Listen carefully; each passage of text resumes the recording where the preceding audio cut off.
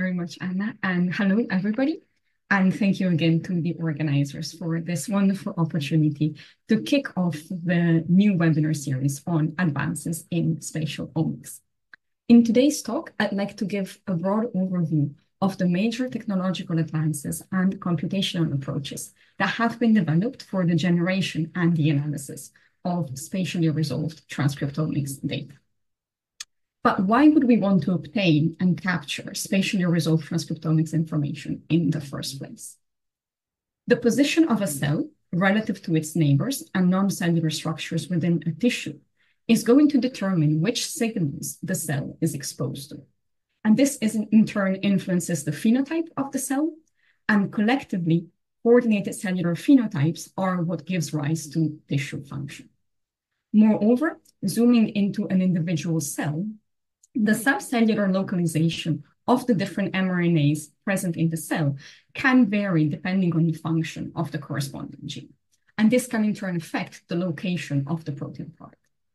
So being able to detect and quantify where different mRNAs are located in the tissue architecture can really give us very powerful insights into how the coordinated activity of genes results in tissue function in homeostasis, and how disruption to this coordinated expression of genes can instead result in pathological states. And spatially resolved transcriptomics aims at doing exactly this. So it aims to count the number of transcripts of each gene at distinct spatial locations in a tissue. But how do we do this experimentally? The field of spatial transcriptomics has emerged relatively recently. It was named Nature Method of the Year in 2020 from the convergence of two relatively separate fields. The first is the field of high-throughput omics, and specifically transcriptomics, where we're able to look at the whole transcriptome that's present in a tissue sample. And so we're not looking for specific genes, but we're capturing literally all of the polyadenylated transcripts in a sample. And so what started out originally as bulk RNA sequencing, where we would look at a piece of tissue, has now evolved into the very popular technology single-cell RNA sequencing or single-cell transcriptomics, where what we do is that we take a tissue sample with dissociated into its individual cells, and then we detect and quantify all of the mRNAs present in each cell. However, an inherent limitation of single-cell transcriptomics is the fact that because we need to dissociate the tissue into its individual cells, we lose any kind of information about the spatial positions of those cells in the tissue, both at the level of absolute kind of position, so where exactly in the tissue was that cell located, but also at the level of which were the neighbors, so like relative positions of cells to each other.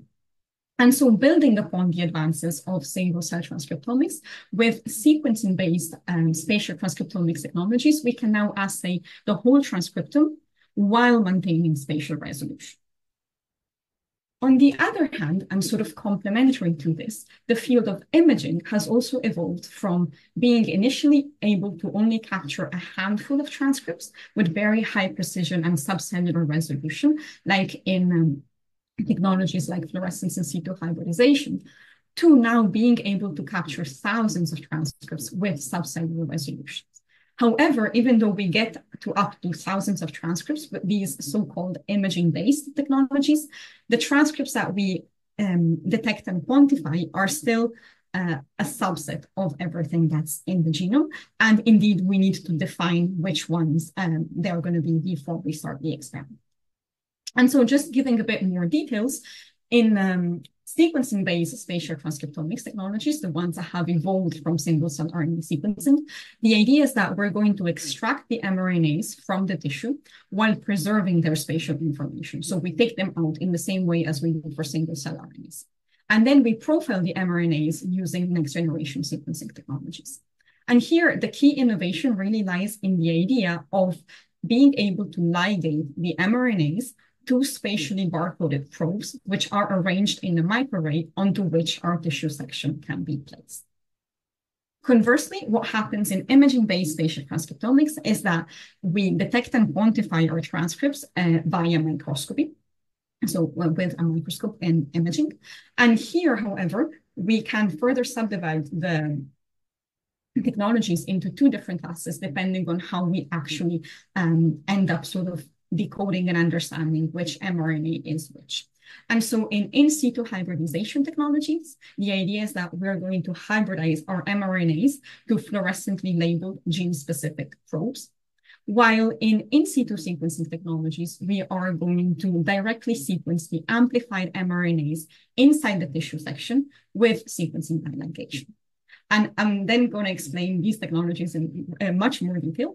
But already, I think that you can appreciate from this high-level overview how currently there's no leading technology to acquire spatially resolved transcriptomics data, because all of these technologies have some limitations that may be more or less relevant for the biological question that we have. And so when designing a spatial transcriptomics experiment, there are several considerations that you should have in mind that are very specific to the biological question that you have, and that are going to help you make an informed decision in terms of which technology is going to work best for your biological question. And I've put on the slide some of these considerations that are quite important to think about. So for example, you might be asking yourself, how many genes do I want to detect and quantify in my tissue sample? And at what gene capture efficiency?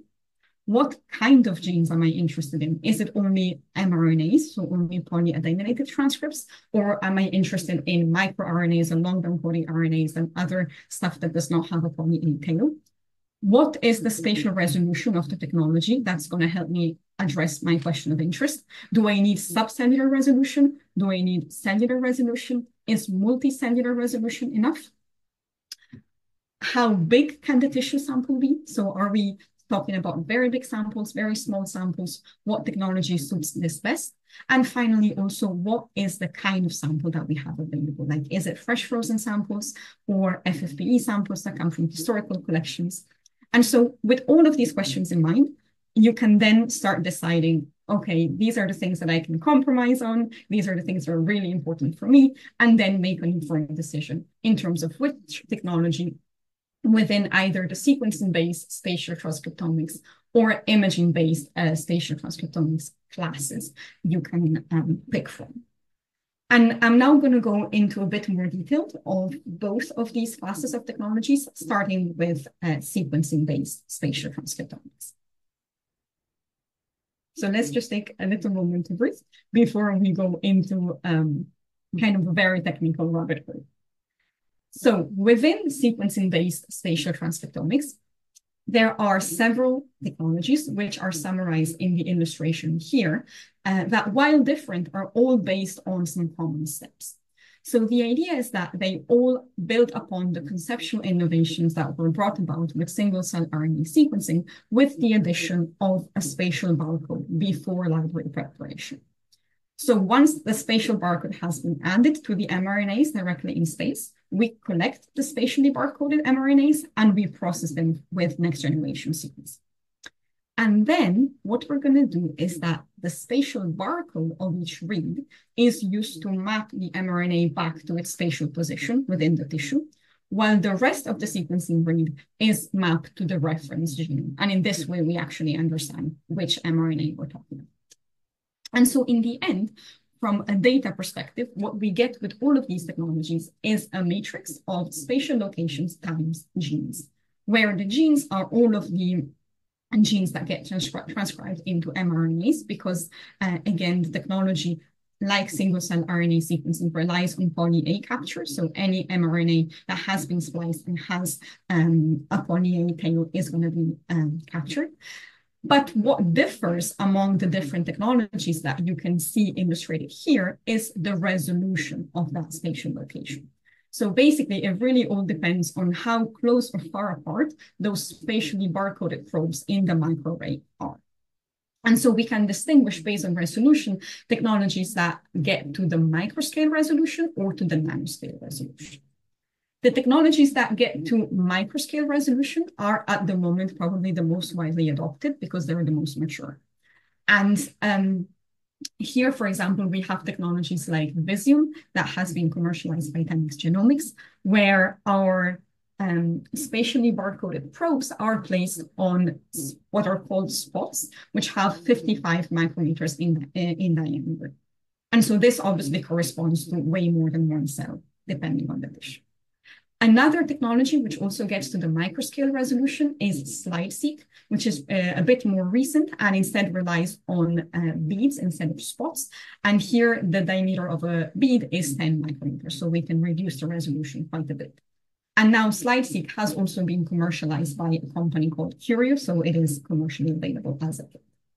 And so in these technologies that get to microscale resolution, we obviously have the advantage that, again, we can capture the full transcriptome, so all of the mRNAs, because it's based on poly-A capture. We obviously always have this trade-off in terms of how many genes we get and what is the capture efficiency per gene. So we're not actually going to get all genes in the genome per spot. And however, the major downside is the fact that a spot or a bead does not correspond to a single cell, but instead to multiple cells. And so we then have to sort of deal with this downstream in the analysis. More recently, technologies have evolved in a way that they can reach nanoscale resolution. So they can put the spatially barcoded probes, which in the case of the stereostic technology are DNA nanoballs, very close to each other. And so they can get down to the nanoscale resolution. And this means that now we do get a single cell or even subcellular resolution with full transcriptome coverage. But again, the capture efficiency can be a bit lower. And then stereostic, I think, has not been commercialized yet. So it might be a bit more difficult to implement because it's a relatively more recent technology. And I've summarized here in this table a bit like some of the figures that you can think of when you decide which sequencing-based spatial transcriptomics technology should I choose for my question of interest. And so, for example, you can see that they have different requirements in terms of what kind of tissue samples can be used. So Visium at the moment is the only one that allows you to use FFPE samples. All the other ones need fresh frozen samples. There is a difference in the area, so how big the tissue section can be, from 6 by 6 millimeters in Visium, 3 millimeters in diameter, because slide-seq is a circle, to 132 times 132 millimeters in stereosec. The resolution obviously is decreasing with the technologies, as we have seen, but the capture efficiency is somehow inversely, not necessarily fully inversely proportional, but obviously we don't get full transcriptome per spot. And so this is a bit of an overview for sequencing-based spatial transcriptomics technologies. And now we move on to imaging-based spatial transcriptomics, where instead the common steps that are shared across all technologies that fall under this category are that first, we need to design oligonucleotide probes, which are going to target a designated set of genes through the process of hybridization. And then to quantify the transcript, we are going to employ image capturing with a microscope. And so again, from imaging-based spatial transcriptomics, the readout that we get, which is what is going to be the starting point for our analysis, is a matrix of spatial locations times genes, where the difference with sequencing-based spatial transcriptomics methods is that here, the genes are that predefined set of genes that we have designed probes for. So it's not all of the genes in the transcript, in the genome, so not everything that gets transcribed, but only the genes that you have decided that you want to detect and quantify. And the spatial locations tends to be subcellular because we are working with a microscope, and so we can sort of be very, with microscope and fluorescence, and we can be very, very precise. And so in general, another advantage that we have with imaging-based technologies versus sequencing-based technologies is that we can actually look at any kind of transcripts, so not just mRNAs, because as long as we can design an oligonucleotide probe that hybridizes to a sequence of interest, we can detect that transcript. And so this can allow us to look, for example, at long non-coding RNAs or microRNAs or other stuff that does not have a poly-A tail. As I've mentioned, we can reach subcellular resolution. There's obviously the issue potential issue of molecular crowding if you have too much signal in a small area, but theoretically you do reach subcellular resolution. And however, the downside is that, as I've mentioned, you need to define before which are the transcripts that you're going to detect and quantify. And so for this reason, these technologies are usually used more for hypothesis testing and validation rather than hypothesis generation, because you're not going to be able to look at genes without knowing that they're important for your tissue, if that makes sense.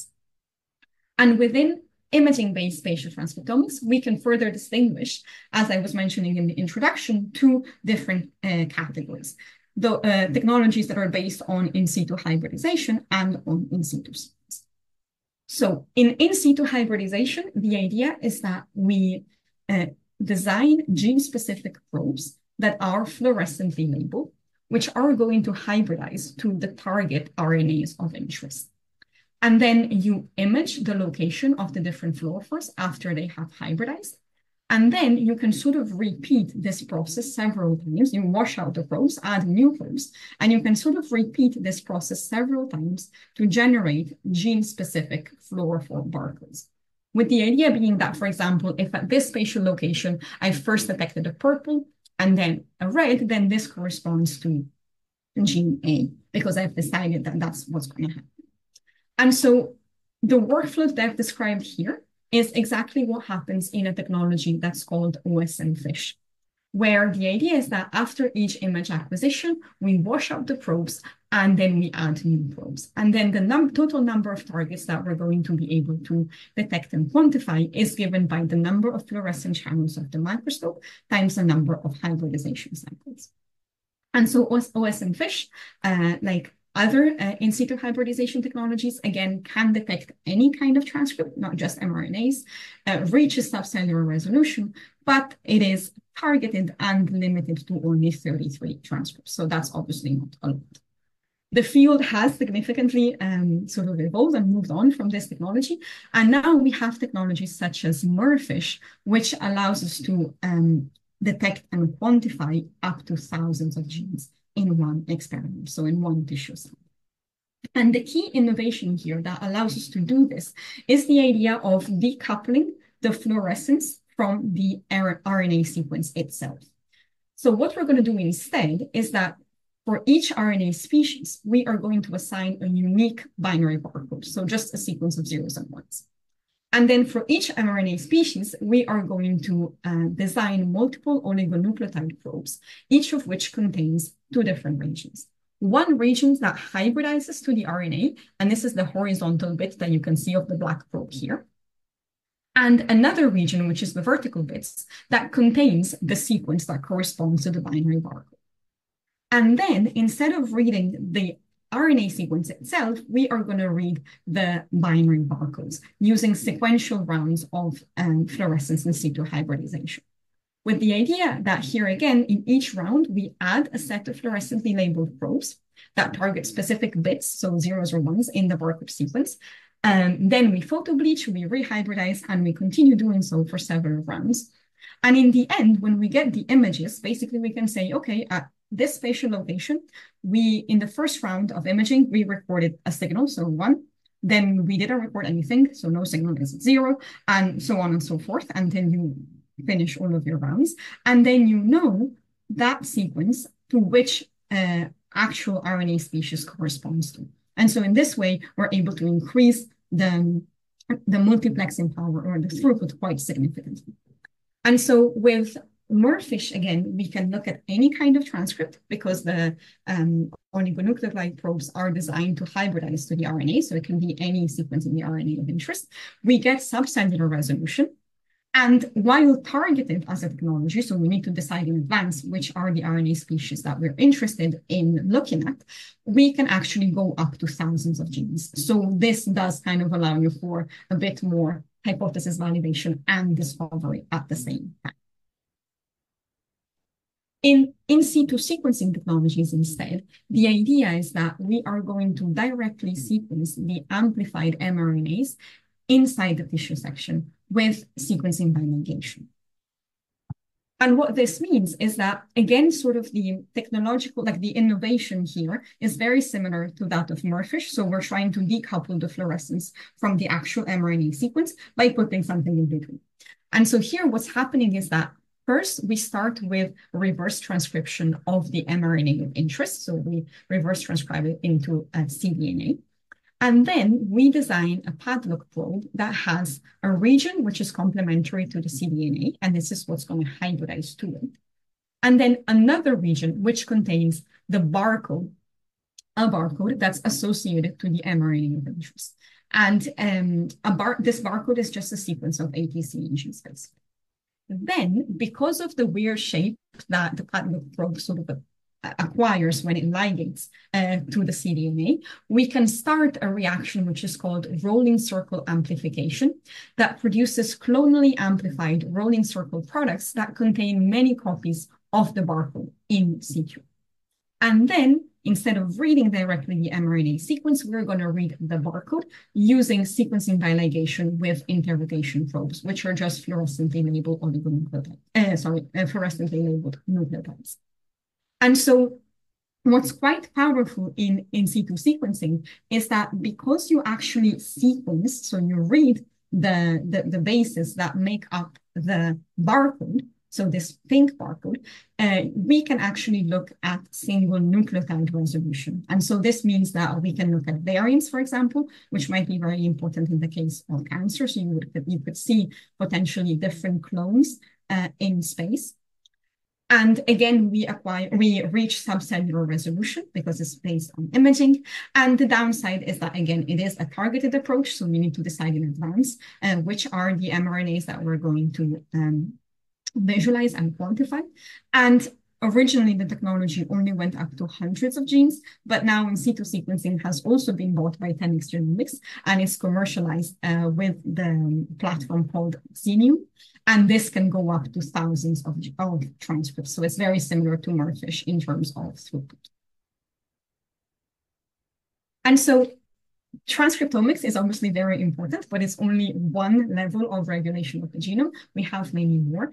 And while it's beyond the scope of this talk, I've just put here some of the other modalities that we can now measure with spatial resolution. And that are going to be covered in some of the follow-up webinars in this series. And so now we can look at, for example, chromatin accessibility with spatial resolution. We can look at histone modifications with spatial resolution. We can do spatial proteomics using DNA barcoded antibodies that are going to detect and quantify specific proteins. And we can also do spatial metabolomics, where we use mass spectrometry to visualize and quantify different metabolites. And additionally, it's now possible to also combine multiple modalities with spatial resolution in a single assay so that you get, for example, chromatin accessibility and transcriptomics information from the same spatial locations in a tissue. And the same can be done with transcriptomics and histone modifications and transcriptomics and proteins or surface proteins with spatial silex, for example. And so another little moment to breathe and for me to drink before we actually go to how do we analyze the data that's generated with spatial transcriptomics technologies.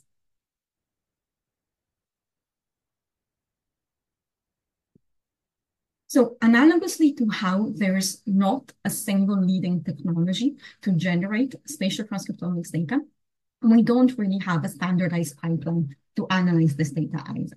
And this is because, as you have seen from the description of the technologies, the kind of data that we get is quite different for each technology.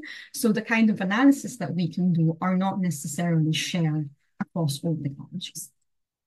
And when I was talking about the experimental part of it, I said that we eventually land onto a shared, let's say, matrix of spatial locations times genes for all of these technologies, regardless of the platform. But actually, the way that we get there is quite different depending on the class of technology. Because in sequencing-based spatial transcriptomics, kind of similar to single-cell RNA sequencing, we take the mRNAs out of the tissue, and then we sequence them. And so then we have to align the reads and map them, both alignment and mapping of the spatial barcode back to its location in the tissue architecture, and also mapping of the rest of the sequencing read to the reference gene that tells us which mRNA we are talking about.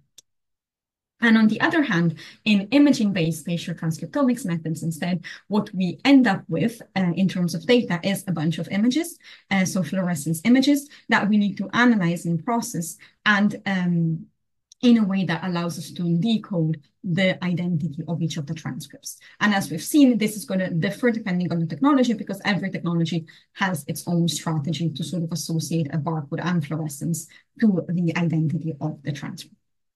But in general, if you're using commercially available technologies, these pre-processing steps are taken care of. So we don't really have to think about them. And instead, what we are given, let's say, as the beginning of our analysis is a matrix of spatial locations and times genes. So we get basically gene counts per spatial location. And some common steps that we might want to apply independent on the technology are quality control filtering and normalization of the counts. But then you can really do a lot of different analysis depending on the data that you have at hand and also the biological questions that you have. And in general, these can be divided into molecular level, cellular level, and regional level analysis, which I am going to discuss in a bit more detail in the next slides. With the big disclaimer here that I've selected some methods, some computational methods that try to tackle and solve these issues, but this is not an exhaustive list.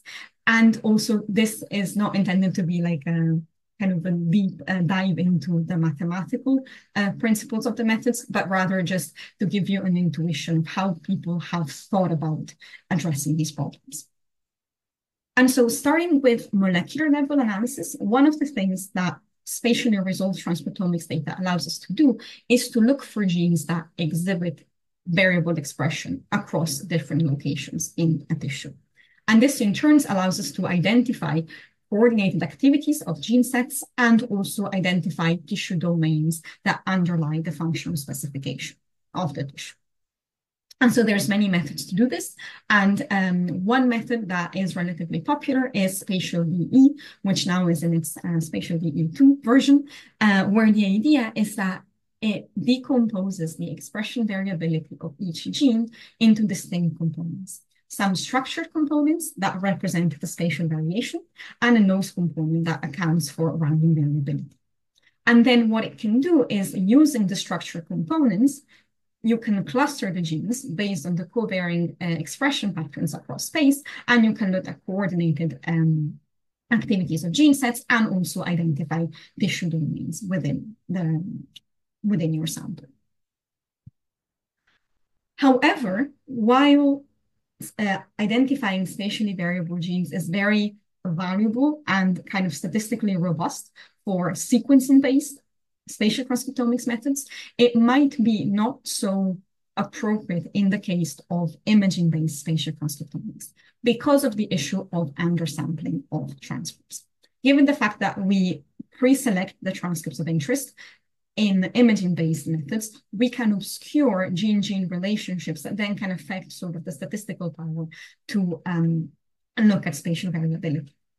And so to bridge this sort of coverage gap that exists in imaging-based methods, if you have some single-cell RNA-seq reference data of the same tissue, you can do stuff to kind of mitigate for the fact that you don't have full transcriptome coverage.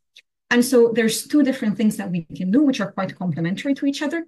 On the one hand, we can map single-cell RNA-seq cells onto the spatial transcriptomics data. And on the other hand, we can use the single-cell RNA-seq dataset to impute missing values for specific spatial locations. And again, there's many methods to do this. And some of the approaches that have been taken in the field are, for instance, based on optimal transport, where the idea is that we're trying to find a coupling matrix between the cells in the single-cell RNA-seq dataset and the spatial locations in the imaging-based spatial transcriptomics dataset, with the goal of minimizing the distance between the transcriptional profiles of the cells in single-cell RNA-seq and the spatial locations in spatial transcriptomics, while also accounting for spatial similarities.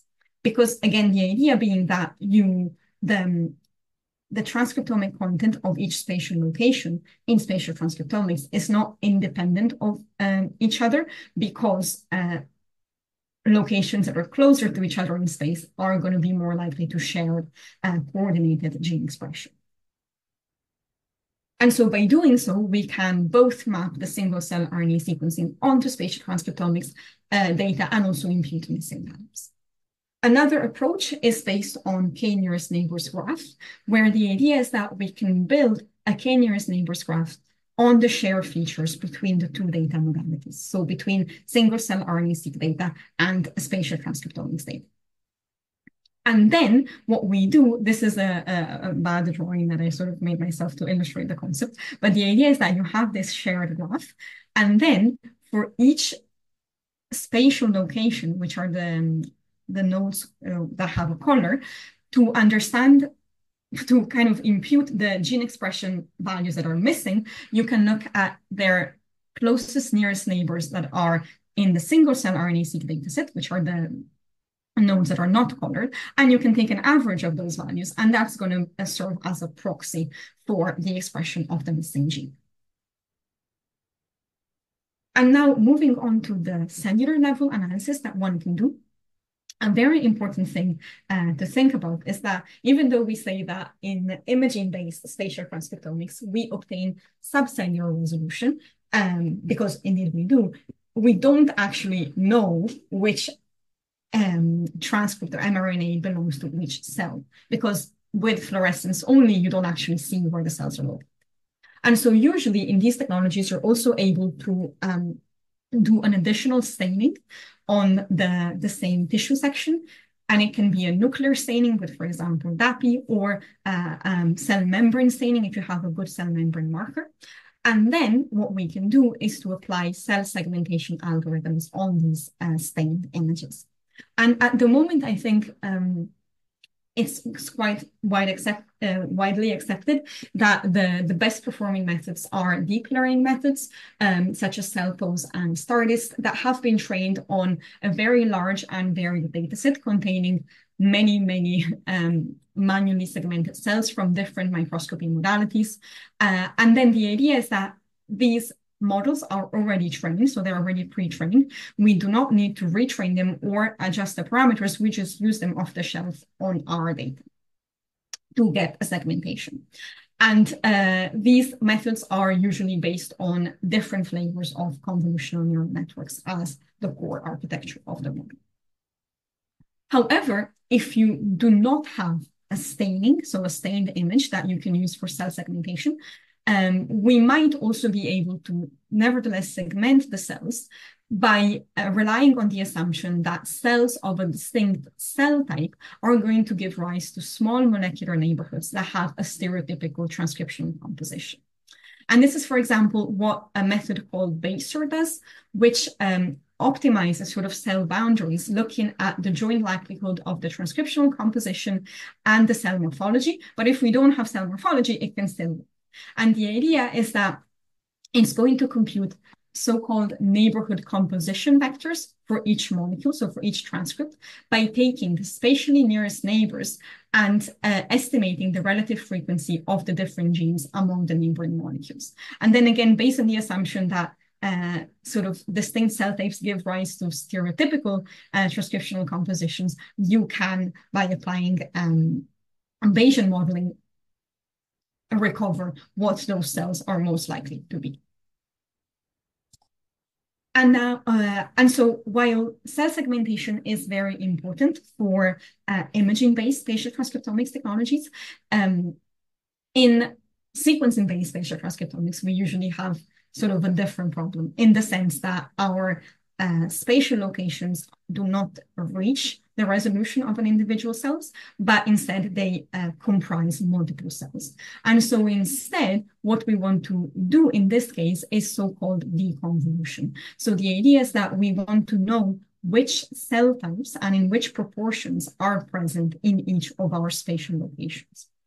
And to do so, we really need to have associated good quality and in good quantity single-cell RNA-seq data. And this doesn't mean that you have to generate it yourself. If you're studying a tissue for which other people have generated single-cell RNA-seq data, that's also fine. And then the idea is that we're going to use this data to decompose the cell type composition of the individual spatial locations in sequencing-based spatial transcriptomics. And so a relatively common method to do this is called cell to location, which is, again, a method based on Bayesian modeling. And here the idea is that the method is first going to estimate the cell type reference signatures from the single-cell RNA-seq data, creating basically a gene expression profile for each of the cell types that you or others have annotated in the single-cell RNA-seq dataset. And then it's going to decompose the spatially resolved multi-cell mRNA counts that we have in our sequencing-based spatial transcriptomics into contribution from each of the reference cell type signatures. So effectively estimating the cell type abundance at each spatial location. Now, moving on to regional level analysis, the kind of things that we might be interested in doing are, for example, identifying spatial domains, with the idea that the collective behavior of cells is going to give rise to spatially organized and functionally distinct anatomical structures, which we call spatial domains. And here, really, this is quite analogous to, for example, what we do in single-cell RNA-seq data analysis with clustering. So the idea of finding cells that are transcriptionally similar. But here we sort of need to think a bit deeper and look not only for clusters which are similar in terms of gene expression, but also that are similar in terms of spatial location. Again, with the idea that we cannot treat the different spatial locations in spatial transcriptomics as independent from one another because they're not. And so there's, again, been multiple methods that have been developed to do so. One method based on deep learning and specifically graph neural networks. Basically, what it does is that it constructs an undirected graph where each node is a spatial location and the edges are the distances between them in physical space, but also in histology. So basically, if you have the histological images associated to your spatial sample, then that can also be added to the vector of distances between the nodes. And then during training, what happens is that thanks to graph convolutions, we are going to aggregate the gene expression information according to the edge weights in a way that then, once the network is trained, our graph is going to contain both information about the spatial distances as well as the transcriptomic similarity. And then onto this graph, we can apply regular unsupervised clustering techniques to obtain the spatial domains. Another method that has been developed to identify spatial domains is instead based on principal component analysis, and it's called spatial PCA. And here the idea is that we explicitly model the spatial correlation structure across tissue location using a distance kernel, in a way that then we are going to be able to preserve the neighborhood similarity in the original data, also in the low-dimensional embedding that we find with principal component analysis. And then on this low-dimensional embedding, we can compute and perform unsupervised clustering. And so as you've seen, both for this spatial PCA method and this SPA-GCM method that we've seen before, the idea is that we don't come up with a new clustering algorithm, but we just find a way of properly representing our data into a low-dimensional embedding or a graph that takes into account both gene expression similarity and proximity in physical space. And then finally, the last kind of analysis that we might be interested in doing with spatial transcriptomics is cell-cell communication, which is actually very powerful because we know which cells are close to each other, so we can really understand what are the signals that are influencing the phenotypes. And here again, there's been multiple methods that have been developed to do so. One approach is based on optimal transport, where the idea is that we view the ligands and the receptors, like their expression, as two distributions that need to be coupled with a cost that's based on spatial distance between the spatial locations. And so for each ligand receptor pair, we compute a communication score between the sender locations and the receiver locations in the tissue by taking into account both spatial distance and the biochemical constraint of the ligand receptor interaction. Another kind of method that has been developed is again based on graph neural networks, where the idea is that we are going to train a network to predict the cell's observed gene expression from its cell type neighbors and its neighbors. And after training, what we can do is that we can infer which cells are influencing the gene expression of a given target cell and through which signaling mechanisms. So we can actually pinpoint the specifically ligand receptor pairs that are most likely to influence the gene expression of a given cell. And so this brings me to the conclusion of the talk, where I hope I have convinced you that at the moment, it's really difficult to advise on a specific experimental technique or specific analysis types that you can do if you want to look at spatially resolved transcriptomics. And instead, you should really start from a biological question that you have. And then this is going to inform your choice of spatial experimental assay, be it a sequencing-based method, an imaging-based methods, or sub-flavors of these. And finally, given the method that you have, and the data that it produces and the biological question that you have, you can actually look at which computational modeling strategies would work best for molecular level analysis, cellular level analysis, and also regional level analysis. And with this, I'd like to conclude by acknowledging both of my labs at EBI and Sanger, who have supported me through my PhD. And thank you all very much for your attention. And I'm happy to take questions, and I'm going to pass it over again to Anna to sort of say how this is going to work. Great, thank you, Valentina. I think many of the people attending are quite new to this topic, so it was great to hear an introduction and to get the first sort of learnings towards this area. I can see that we already have a few questions, but if you do have a question, please type it into the question and answer box, and we'll run through a few of these now. We just have we have a few minutes, so let's get started on those. So we have first up, can we use spatial transcriptomics for interaction transcriptomics? And what I mean by interaction transcriptomics is, for example, in the gut, bacteria interacting with mucus. Can we use spatial transcriptomics to test, for example, where bacteria attach and what happens to the host cells after that attachment? Is that kind of something that's within the scope of these technologies? So I'm definitely not an expert on this, but I do know that you can do that. So you can capture in space both bacterial reads and for example, human reads, let's say if you're looking at infections in the gut. So that's possible. And with like the cell-cell communication inference methods that I was mentioning before, you can go about addressing that question. One important limitation to think about is that obviously cell-cell communication from a transcriptomics perspective is still a proxy of what might happen, because in the end, what interacts is the proteins and not the transcripts. So there's a few things that can happen in between, but it definitely does give you a very good sort of systematic and unbiased idea of what could be happening. And then you can test those interactions with, for example, proximity assays with actual proteins to see if the interaction is actually happening. Great, thank you. So I'm going to look at the questions. So someone's asking a more sort of discussion-based question here. So do you see these technologies, which they see as the equivalent of the microarray generation of transcriptomics, developing into the equivalent of RNA-seq, where we don't need to previously know the genes that we're actually trying to study? So with sequencing-based technology, obviously you can do that. So you have full transcriptome coverage, and you don't have to select in advance. But at the moment, let's say for most technologies, you're limited to the resolution, so you don't have single-cell resolution. Although we are definitely going in that direction now. There's 10x Genomics has released a new technology which is called Visium HD, which really goes down to, I think it's like the 2 nanometer scale. So it's 2 micrometer scale, sorry. So it's very, very tiny.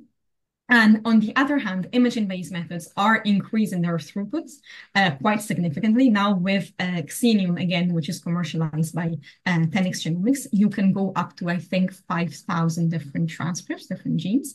And so while obviously that's not the full transcriptome, it's still a lot. So it still allows you to do quite a bit of sort of discovery-based science. And I do think that probably we're going to go in that direction. And eventually we're going to be able to scale up to all of the transcripts in the genome. Okay, great. Thank you. Let's have a look at the other questions. So someone asked, can the sequencing-based spatial transcriptomics be applied to organoids? Is it possible to detect microRNAs that are secreted using sequencing-based spatial transcriptomics or imaging-based transcriptomics? Is that a better approach? Sorry, I lost the end of that question.